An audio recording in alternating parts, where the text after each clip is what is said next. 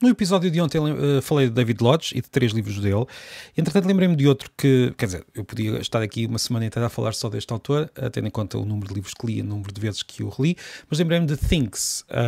um outro livro em que uma professora universitária que ensina escrita criativa, acaba por descobrir que o marido, já morto, a traiu porque percebe, através de um conto escrito por uma aluna, que há ali pormenores íntimos da forma como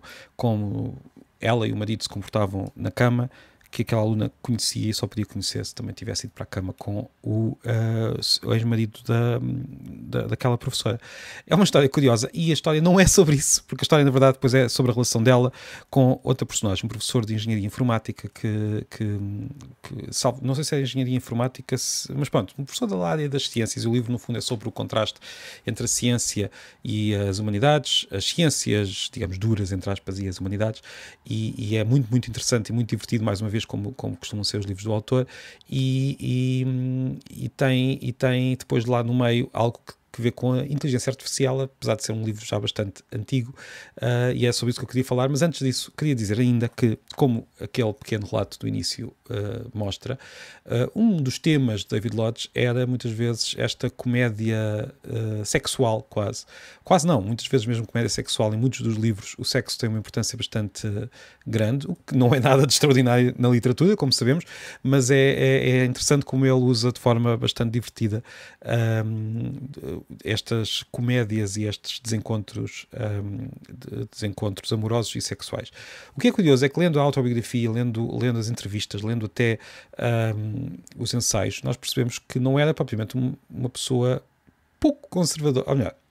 tinha algo de inglês mais velho, algo conservador até no que toca aos costumes, e, no entanto, as suas obras eram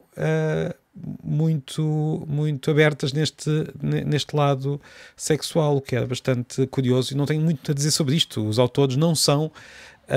pessoalmente aquilo que criam na sua obra. Há uma grande distância entre a pessoa e a obra que aquela pessoa cria, como nós sabemos. Isto é um dos princípios quase da análise literária, tentar não confundir a pessoa com o autor. Ou seja, há um autor que no fundo é uma entidade abstrata, que não é necessariamente a pessoa, e mesmo a pessoa muda ao longo do tempo. Esta relação entre autor enquanto pessoa viva e autor enquanto entidade que está por trás dos livros, e que no fundo tem uma certa abstração em relação à pessoa, é muito interessante. Há muitas perspectivas sobre isso, e não era o tema que eu queria trazer para aqui hoje. O que eu queria trazer é um episódio nesse livro, Things, em que uma personagem que eu não lembro do nome e não consegui ter tempo para ir ver,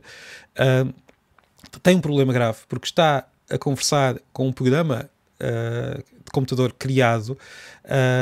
que finge saber conversar e dá as suas opiniões. Não é a inteligência artificial como nós conhecemos hoje, nem sequer havia uma coisa tão avançada na época, mas aquela pessoa fica convencida que está a falar com alguém e fica transtornado com este diálogo, apesar de, durante muito tempo, este diálogo ser aquilo que, no fundo, permite ter uma relação com alguém, sendo esse alguém um computador. E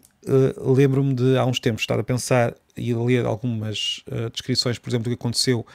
por volta da altura em que o ChatGPT explodiu, portanto, há uns 2 anos e tal, quando houve um engenheiro do Google que ficou completamente convencido que estava a conversar com uma entidade com consciência, e acabou até por ter de sair da Google, tendo em conta aquilo que disse para os jornais. E lembro-me de pensar, bem, isto foi um episódio de há umas décadas num livro do David Lodge, o que é muito, muito curioso. Enfim,